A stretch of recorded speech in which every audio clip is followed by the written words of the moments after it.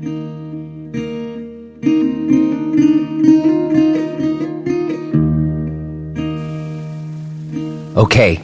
we're on. This is Jay Brown Yoga Talks podcast. My name is Jay Brown, and boy, are you in store for a talk today with Godfrey Devereux. Before I tell you about it, though, I need to have a little bit of a check-in. If you're new to the show and you're just here to listen to Godfrey, first let me welcome you, and then maybe suggest that you would skip ahead. I don't want to get between you and Godfrey.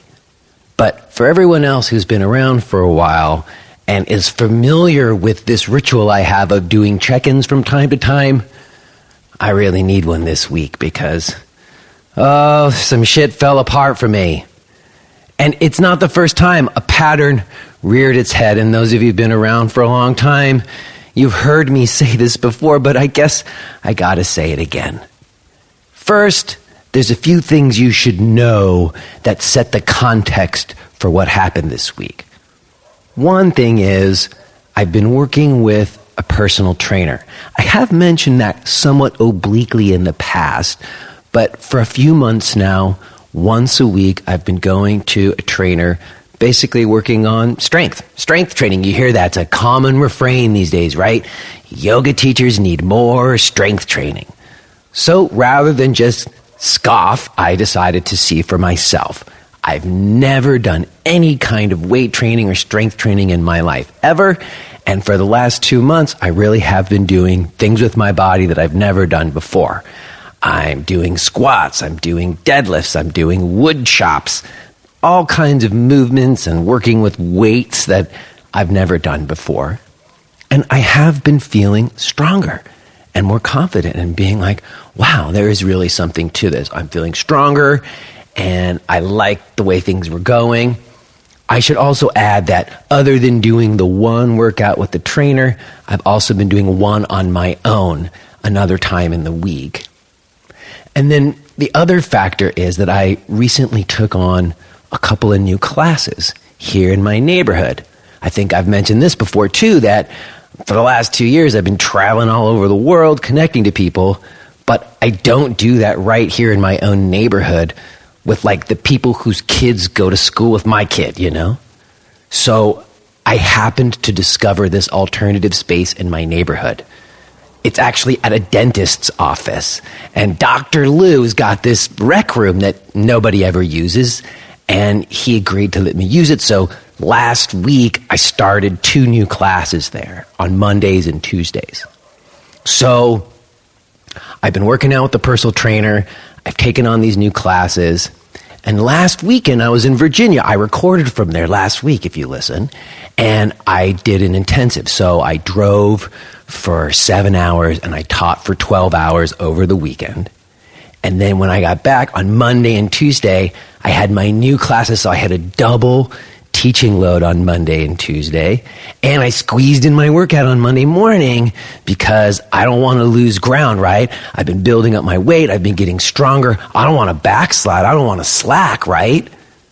So come Tuesday night, though, I start to feel something in my low back that I have felt before that is not a good feeling. And sure enough, I woke up on Wednesday morning and it was like tweaked, and it wasn't like I did anything. You see, it really is that point at which I've just pushed my system too far. And at a certain point, it just revolts and says, sorry, dude, you're going to lay down now and be idle for a while, regardless of what you think you need to do. And that's what happened. So I've had to cancel stuff again. I've had a lot of pain and I'm working through. And fortunately, last night, in my weekly teachers class, my friends helped me work through this some. And let me just mention, if you're a yoga teacher out there and you want to have some other yoga teachers to talk to help work through some of your things as a teacher and as a person, well, my weekly teachers class is a pretty great place to do it.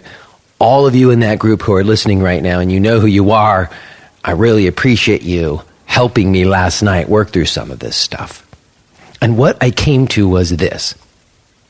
You can't use strength training to substitute for nurturing yourself, right? It's not like, oh, now I'm stronger so I can push myself farther, which is, I think, what I had in mind. Like, now I'm stronger so I can do more than I could do previously when I wasn't so strong. But the reality is even if I'm kind of stronger, if I'm just expending myself too much, I'm still going to deplete. I'm still going to, at some point, hit the end of that, like it's not a sustainable thing, the kind of output that I ask of myself.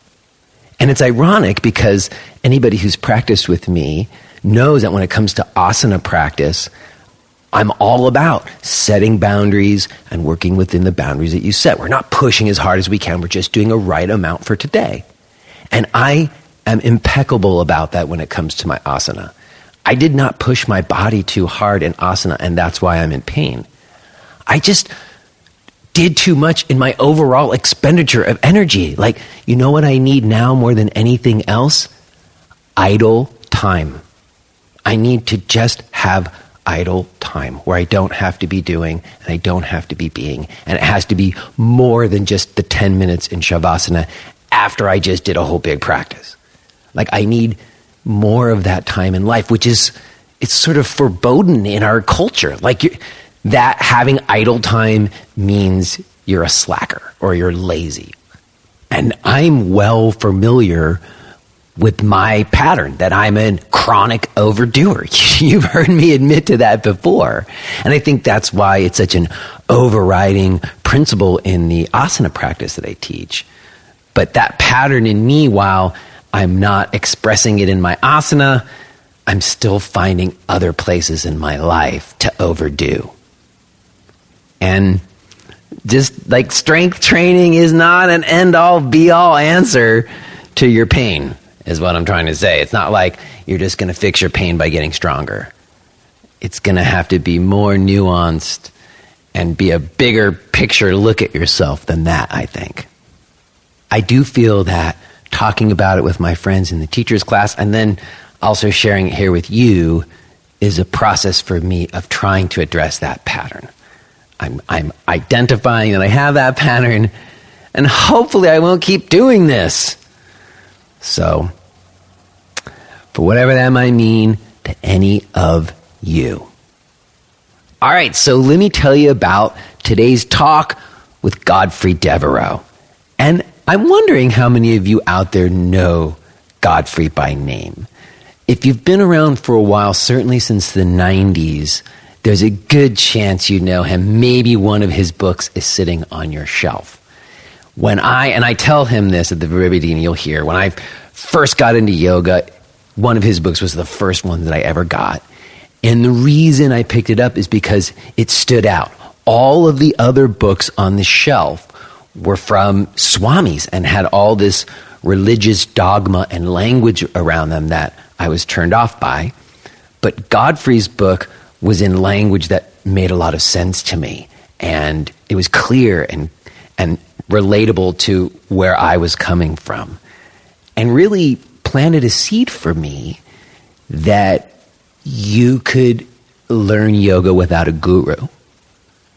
So flash forward like 25 years, and I'm looking through my bookshelf and I see this book from Godfrey Devereux, and I was like, who is this guy Godfrey Devereux that had this impact on me? And I did a little searching and I found a couple things, but not a lot. And then I found an email address. He's still out there doing it. And I emailed him and he emailed me back. And he is a great guy, as you are going to hear. And the conversation that we had is relevant even to what I was just talking about with my own pattern. The idea of using asana for strength or flexibility, or as we discuss, using asana for alignment. He has some pretty strong statements to say about this. And I thoroughly enjoyed getting a chance to meet him. Very excited for you to get to hear it today. Before we do, let me say a quick something to any of you who are running studios and using Mind Body Online. You know what I'm going to say, a lot of you. I'm going to suggest that you consider switching to KarmaSoft, today's sponsor. And if you aren't using MindBody Online and you're running a studio, I think you might want to start with KarmaSoft. This is the studio management software I used at my center in Brooklyn. And the owner of that company, Rudy Senecal, is a friend of mine. And he's been on the show. You should go back and listen to it because we talked all about the company. And I'm very happy to be working with KarmaSoft because I think they make the work of running a center easier and more efficient. And you get to have a relationship to that company that doesn't feel like it's a monolithic corporation that you can't talk to or relate to. Rudy's like there. You can talk to Rudy. He will address your individual needs. And for a yoga teacher who's wearing a million hats, that is invaluable. So do yourself a favor. Check out KarmaSoft. Go to karmasoftonline.com. Also, let me drop my stuff. I got a couple of gigs coming up. I'm going to be in Philadelphia, Pennsylvania at the Namaste Festival, October 26th. I'm going to be in Harrisonburg, Virginia at the Center, November 2nd. And I'm going to be in Essex, Connecticut, November 15th and 16th at Root Yoga Studio. You can find out about those gigs and more, and all my stuff, including that teacher's call I was mentioning. All that stuff can be found at jbrownyoga.com. All right, then. I will touch base with you on the other side. I want to tell you about who's coming on next week, and I think I need to give you a little bit of a cat update. I know a number of you have been asking about the cats. We'll do it on the other side. For now, let's get into this and listen to this conversation that I had with Godfrey Devereux. Hello, Godfrey. This is me. I don't even know your name, Jay. Jay, that's my name. That's your name? Okay, cool. Short for Jason, but everybody calls me Jay. Cool. Where are you right now? I'm in Switzerland. Switzerland? Do you live there or are you just traveling around? My home is in Italy, but I'm not there very often because I'm usually traveling to teach. I see. Well, it's a trip to speak with you because I don't remember how much I put in my initial email to you. But, this show for me is so much about kind of tracking back into my memory of how I got into yoga and how it's changed so much since I started in it, and sort of the way it went from, it was still pretty underground when I first got to it, and then it went mainstream, and I've kind of ridden that wave. And when I track back into my memory, I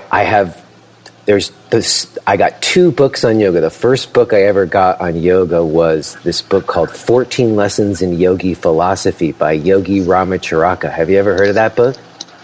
Never have. It's this obscure book. It's a little bit controversial, but I found it in a used bookstore.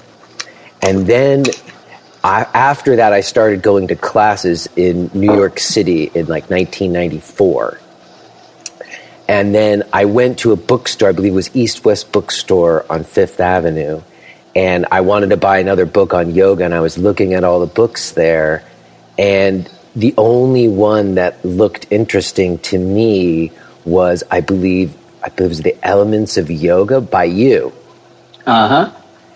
And the reason it was the only one that was interesting to me is because all the other ones were kind of these swamis and guru kind of guys.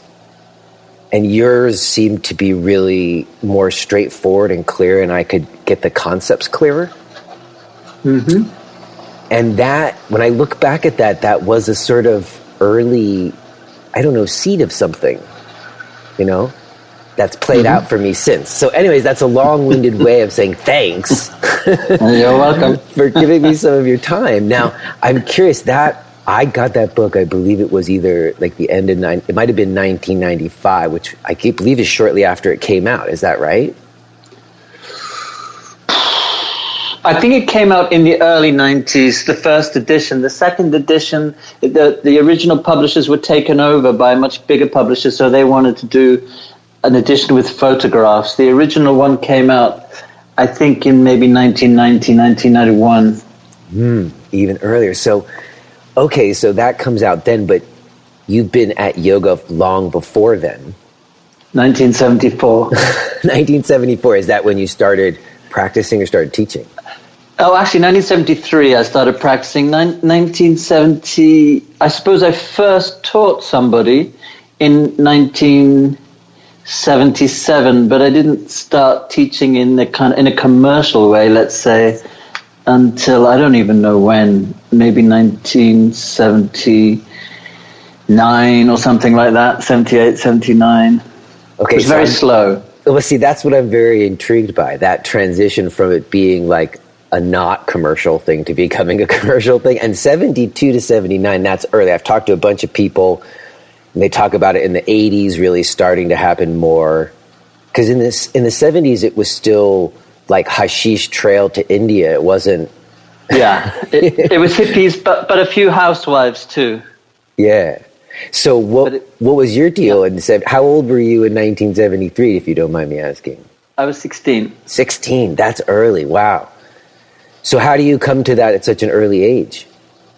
Well, I got sent home from school for wanting to be on the hashish trail, and my parents, in their wisdom, thought it would be good to keep me away from my friends and our noxious habits. So they sent me to stay with my uncle while preparing for my entry to university examinations.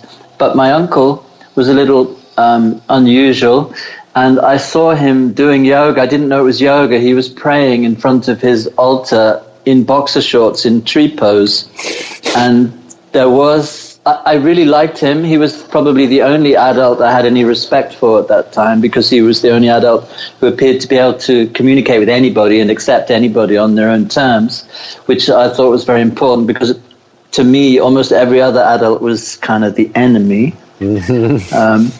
And I had seen him in church, I'd seen him preaching, I'd seen him in all kinds of situations, but there was something coming off him that I'd never felt from him or from anybody, and I knew that I wanted it. Wow, that's interesting, because you say you were 16 when that happened. Yeah. I have a kind of an idea where I think everybody has what I call your into yoga. Everybody has like their own personal thing that kind of is a guiding thing, and mine was 16 as well. My mom passed away when I was 16, and that's where my yoga's rooted. So, but it didn't play out for me till much later. Like, I didn't actually start to see that. I didn't come to yoga and that being part of my yoga till later. There was some years in there where I was pretty fucked up. And so you, though, after seeing your uncle, did you just start practicing yourself, or what? Well, I asked him to teach me, and perhaps because he was an Anglican minister, I'm not sure, he said no, but he gave me Richard Hittelman's book. I don't know if you're familiar with it. It was, sure. He had a, yeah, so he gave me Richard. It's come up many times, like I'm saying your book. A lot of people who've come on this show say that book. Yeah, so he gave me that, but it was pretty crap. You know, it was hardly even yoga. It was more like calisthenics or whatever they call it. But he also gave me two books by a French Jesuit. One was called Yoga and God, and the other one was called Yoga and Religion. And basically this guy was arguing that yoga is not a religion, but it is the most sophisticated form of prayer available, and people of all religions should pray that way. Wow, that's crazy, because nowadays the church is not always in favor of yoga, at least in the United States. You know, they say it's the devil's work. Yeah, I've received death threats. Wow. And so, but you read those texts written by, who are those priests that wrote those? It was one guy, right now I forget his name. He was French Jesuit priest. Jesuits. Yeah. Wow. Well, that's an interesting early influence. Were you raised religiously? Not at all. My father went to church every Sunday. I went to church every Sunday that I was at school. And when I asked my father at about that time, 16 or 17 years old, I said, Dad, why do you go to church? Because I don't think you believe in God. He says, well, I don't believe in God, but I'm just hedging my bets. Oh, that's funny. Same me. At 16, I remember I was a Jewish household of sorts, and I had a bar mitzvah. And then at 16, I happened to look at the translations to all these prayers that I had memorized and known, but not know what they meant. Mm-hmm. I knew how to perform them so the adults would give me praise. And then when I learned what the translations were, I was like, I don't believe any of this. And I told my dad the same thing. I said, Dad, I don't believe this. I'm not going to temple anymore. And he said, I don't believe it either, but your mom does, so you're going. And, actually, that was fine with me. As long as I didn't have to believe it, it was just for Mom, I didn't care as much, Mm-hmm. All right, so then, okay, so you see your uncle, and he's a priest himself, you said, right? Yeah. And he's doing yoga, and you think... He is. And you also see characteristics in him that you... Yeah, I mean, he that I definitely could say I admired and respected, yeah.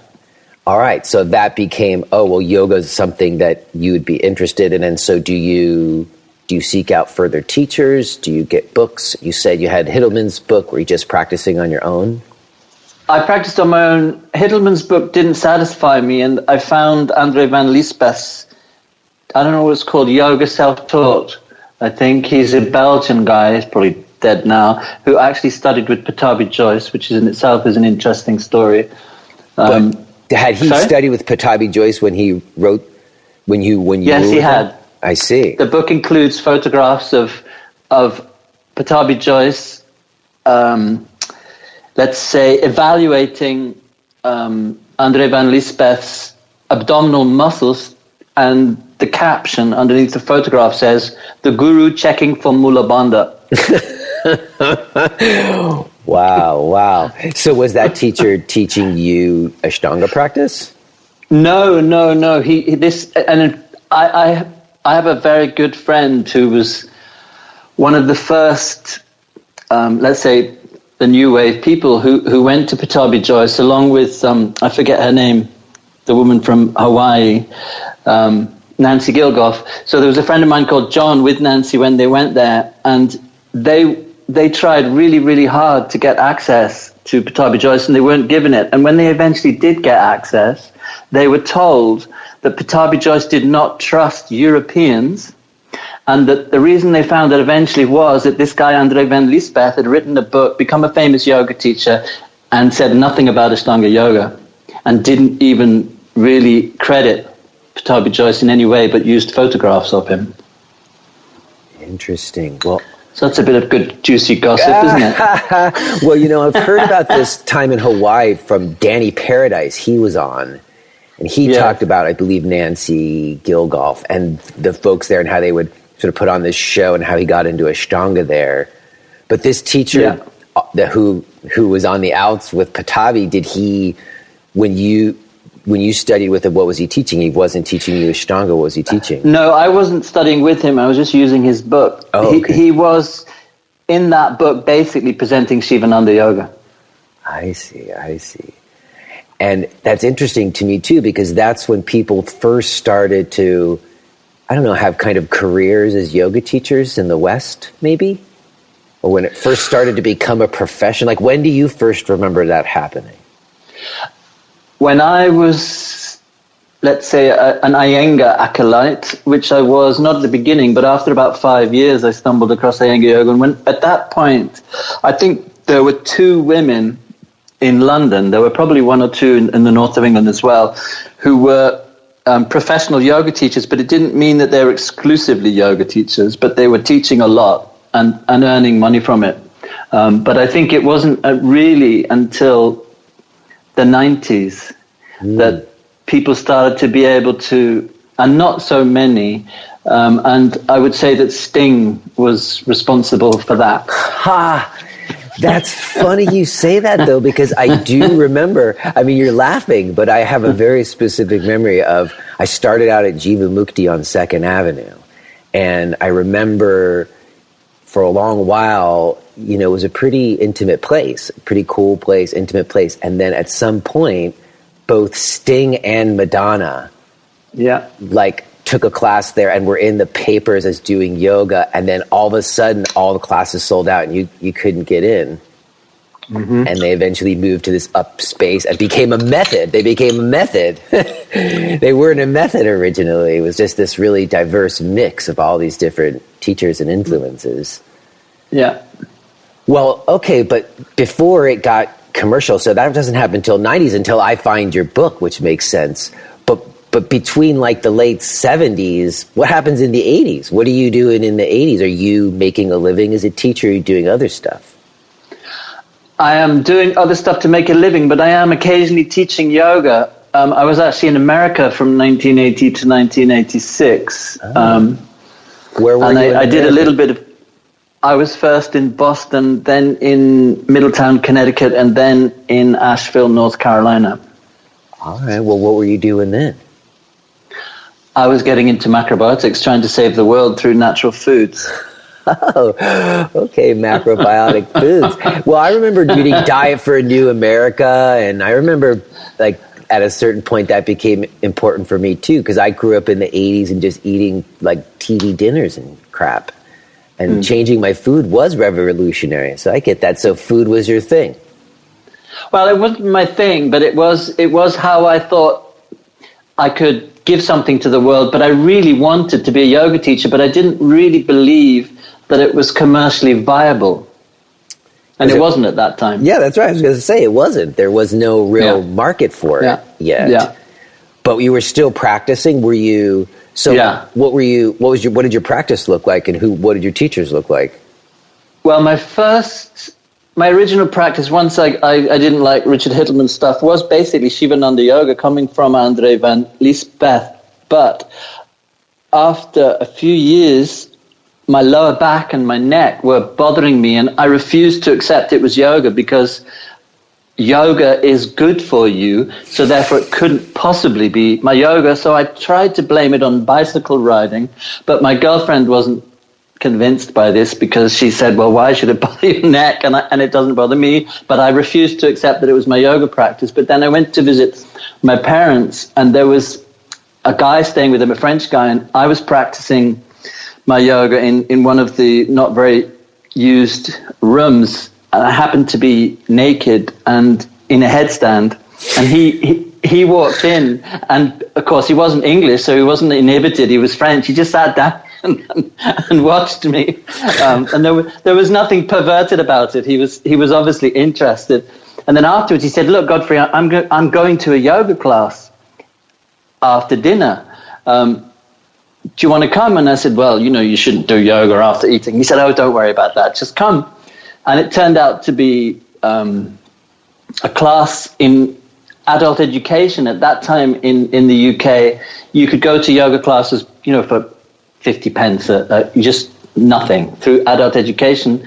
But it was only Iyengar yoga, but nobody really knew what that meant. And I walked into this room where there was about 30 women, average age maybe 50, anywhere from 40 to 60. And I walked in after maybe I'd been doing yoga 3 years. I could put my leg behind my head, my feet on my head, and all of that shit. And I kind of thought, these people won't be able to do what I can do. 20 minutes later, I was totally humbled and humiliated by my inability to do standing postures. And the teacher, who was maybe in her early 40s, she was obviously very perceptive, and she came up to me afterwards and she said, "That was a bit tough for you, wasn't it?"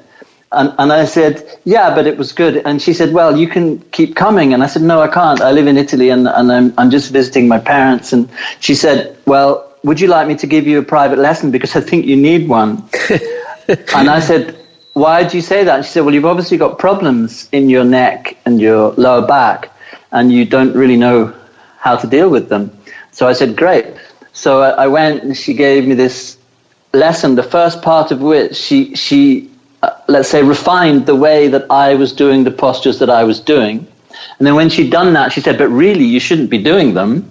And she showed me a whole bunch of standing postures and a few other postures and said, "This is what you should be doing. And if you do them with your eyes open." And that was it. So I started doing it, and with my eyes open. I see. So you got some Iyengar alignment principles, or just some new poses to work on? I didn't conceptualize anything about principles of alignment, but what I got was that there's a right way and a wrong way, and that she had shown me the right way.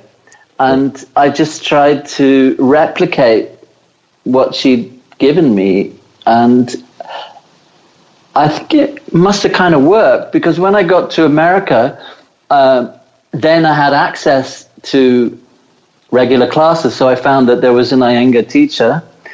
And I went to her, I went to the center, and I said that I wanted to join the advanced class. Well, level 4, you wanted level 4.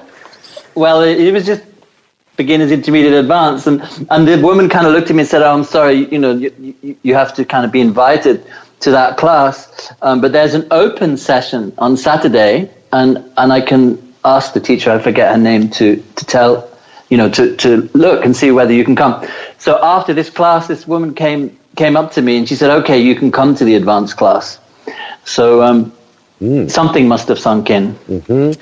See, but that was the thing. If you could demonstrate your facility with the forms, because I remember bypassing some levels at the Iyengar Center because I could hold headstand for a particular amount of time and I could demonstrate forms with a certain degree of prowess, and that was what qualified you to go into the advanced class. Doesn't seem very intelligent, does it? No. I'm glad we can agree on that. It's a little bit of a controversial thing that we just said, but the pursuit of alignment, or the pursuit of postures, I should say, more than alignment, did turn out to be... Well, I have something that I'd like to say here to be very controversial. Okay, go ahead, please. I think it's stupid and dangerous to pursue flexibility, and I think it's dangerous and stupid to pursue strength, but I think it's even more dangerous to pursue alignment. Wow, I really do agree with you. When we're talking about alignment, I have found sometimes I can make a case for if you want to be able to pick up heavy things without worrying that your back's going to get hurt, that you might practice picking up heavy things. I could see a case for that. But don't do it the Iyengar way. Yeah, but people who like to just do strength training, you know what I mean? But to make yoga about that, I'm in agreement with you that I don't think it's about strength or flexibility or alignment. But my point here actually is why I think that the pursuit of alignment is more dangerous than the pursuit of flexibility and strength. First of all, because it very soon becomes obvious that it's not about flexibility and strength. You don't have to be Einstein to work that out after a little while. It can't be, because otherwise gymnasts would be enlightened. Right.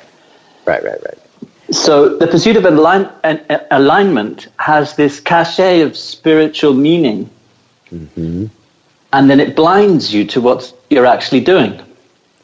See, but isn't Mr. Iyengar responsible for that in some ways? Isn't that, not just Mr. Iyengar, I shouldn't put it all on him, but that approach and that idea that there's one right alignment to this day holds. I've had doctors on this show who are still kind of holding to that idea of straighter spine is better and a right alignment.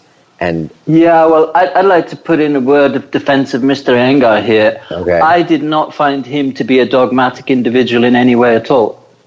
Really? I do find his students to be extremely dogmatic, but I found him to be absolutely the opposite, and he knew perfectly well that I was an Ashtanga practitioner and not a dedicated Iyengar practitioner even, let alone teacher, but he was totally open to me, and actually he used to have private jokes with me sometimes because he knew that I wasn't taking him as seriously as everybody else was.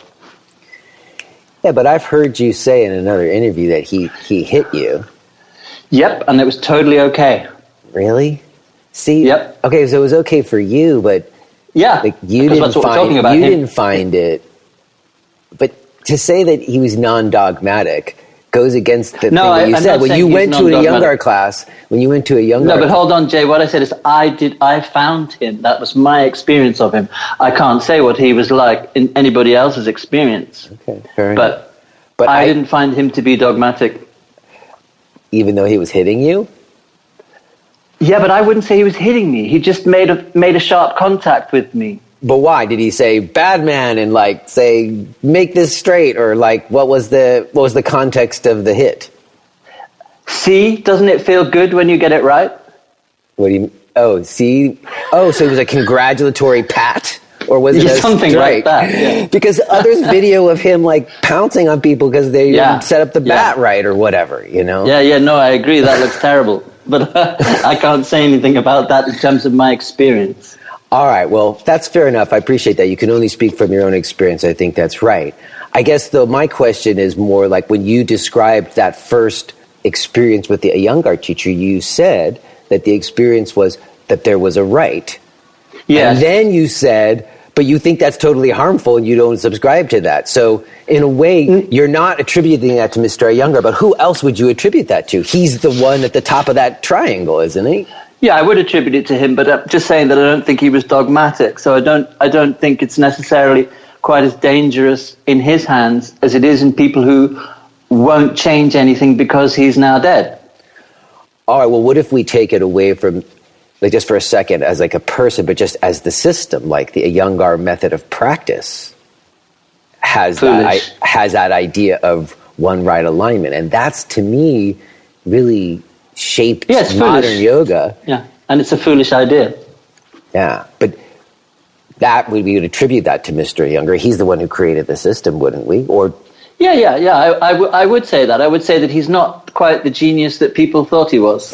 I've heard that about the gurus, like even Pattabhi Jois too, where he didn't say much, and that there actually wasn't a lot of philosophy teaching or pranayama teaching or other things or mantras. There was just like people filled in the blanks for themselves when they took back what they got and started their things back in America and stuff.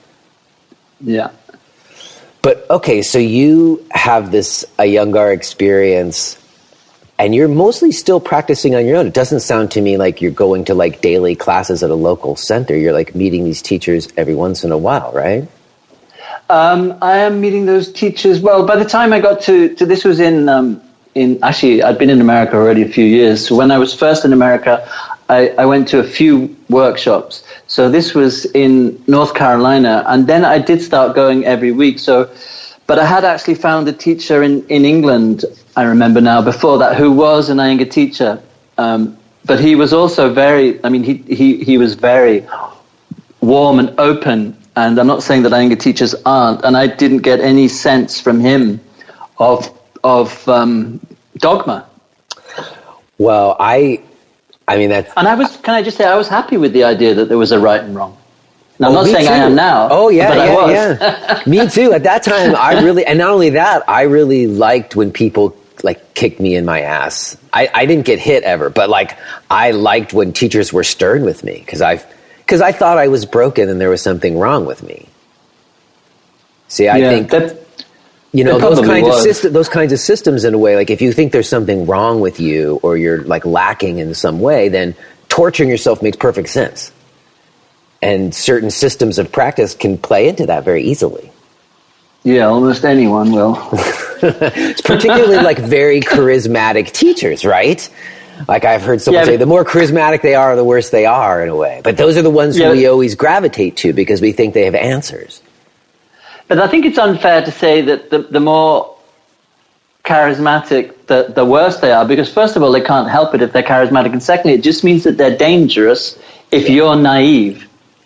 Well, that's true. I like to let people have their own agency. I agree with that.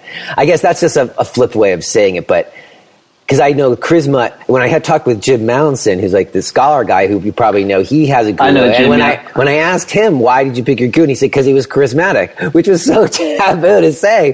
But I think there is... But that's how it works. Yeah, because for some reason, even like you said at the beginning, like that person has a certain characteristic or something about them that you think they can offer you. Yeah. Right. Which is, of course, naive, but that's the way we seem to function. Mm-hmm. But okay, so you met Mr. Iyengar and Mr. Pattabhi Jois, but you didn't think of them as your gurus. No, actually, to tell you the truth, I didn't want to go to India. You know, I have a slightly perverse mentality, and I wanted to be able to demonstrate that you can master yoga without going to India. But eventually I realized that Pattabhi Jois and Mr. Iyengar were sitting in my mind, intimidating me with my assumption of their whatever. Let's just call it genius or whatever. So I thought, okay, Godfrey, then you better go and find out if this is really true. So I went there and I found out that it wasn't, and it was wonderful. That they were just blokes who were, trying to work their way through the world like anybody else. Mm-hmm. Interesting that you identified that. I read that in your bio. I actually quoted it. It said, "Unintimidated by the ideologies and hierarchies of tradition." And I was like, amen. But I mean, it's interesting because at the same time, I have reverence for those traditions, and I think you do too. It's not like we don't honor where yoga comes from. It's the dogma or the misdirection of the gurus. Yeah, I think it's Chinese whispers, isn't it, really? What do you mean by Chinese whispers? I don't know that expression. Well, Chinese whispers is a game you play, and I say something to the person next to me, and by the time it goes around the circle, the person who says it back to me is saying something completely different. Yeah, we call that the game of telephone game. Yeah, so I mean, if you think how long yoga's been here, it's bound to be being misrepresented now, even by people who say that their guru is their guru's guru. Doesn't make any difference. That's how I see it. I see, but all right, that makes sense. But you and me both, you did go into like postures first. Like you really, I saw a bunch of videos of you like busting stuff out. So you did make kind of a name for yourself as a yoga teacher in that way. Yes, and a friend of mine recently, a lawyer friend of mine, she turned to me and said, "Godfrey, are you willing to take responsibility for the damage that you did to yoga?" And what did you say? And I said, "Yes, I am." I said, "Yes, I am. I understand that. I am one of the people that let's say misrepresented what yoga is very effectively, and implied without even necessarily saying anything that it is about flexibility and strength." I appreciate you saying that, because although I've had some other people who kind of say the same way, but not as directly as that, because I do think that it did, as it became commercial in the 90s, right? It did become represented in this way. And I usually say it as like a fitnessization or like a kind of glamorization of this, the picture of somebody in the poses, you know? Yes. Have you not seen my book, Dynamic Yoga? I have. Well, look at that. The ultimate workout that chills your mind as it charges your body. What is that if that isn't manipulative bullshit? Did you come up with that, or did like a marketing? Of course I came up with that, yeah. But it was at that time, I remember also like coming into the early 90s, everybody was making their own brands. John Friend made Anusara, everybody was like launching empires. Yeah. Wow. But okay. So that makes me think when you say that, when you talk about that turn, because it also, to me, the way I would say it was about it becoming a fitness thing. It was becoming about strength and flexibility. It was, even though I don't think anybody intended that. I just knew that would sell it. But I was subscribing still then to the notion that again we can relate to Mr. Engel, because I think he's on record of saying it, that alignment is enlightenment. So that wasn't quite what I was thinking, but I was thinking flexibility is freedom. Physical freedom is spiritual freedom, was what I was thinking. And then we use our physical prowess to show everyone. How. Yeah, it's a marketing tool, isn't it? That's all. Yeah. All right, so when does that start to change for you? When you start to think maybe this is bullshit? Oh, well, that was very, very simple. At the time that I was what I called trying to mainstream yoga, and of course trying to mainstream yoga meant, really, without me telling myself the truth, commercializing it, which therefore meant coming up with strap lines like that. I was invited to If you are hearing this message, then you're listening to the free version of J. Brown Yoga Talks. To hear the rest of our conversation, please subscribe to Podcast Premium at jbrownyoga.com/premium.